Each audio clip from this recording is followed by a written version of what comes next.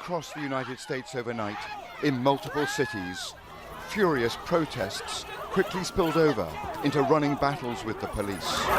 This was in Brooklyn, as officers tried to arrest activists.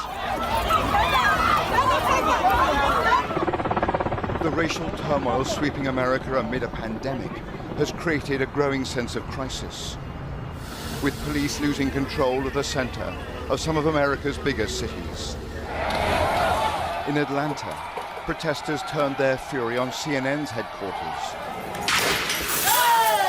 attacking the front of the building. They just threw something on fire, Chris, a firecracker. Something's on fire! And setting a car alight. In Washington, D.C., outside of the White House, we witnessed that anger. No justice! No peace! Much of it directed at the president for his incendiary politics and inflammatory tweets. These are deep-seated grievances, and they will not be easily extinguished. Combine the frustrations of the pandemic with the fury of these protesters, and it's clear they want fundamental change. Activists I spoke to said those grievances are nothing new. This is 400 years. 400 years we have been dealing with systemic racism.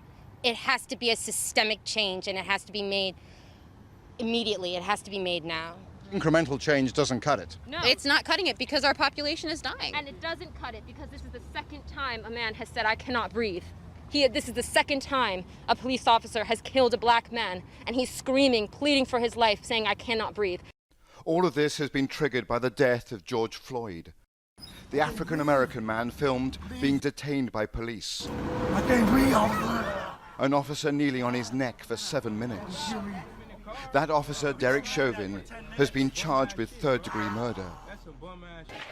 That has not changed the dynamics on the streets of Minneapolis, where parts of the city were ablaze early this morning, and where anger at a racially broken criminal justice system continues to build.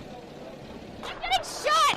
There were shocking images overnight. They just shot me in the shin. A reporter and a cameraman appearing to be directly targeted by police. At us! Like directly at us!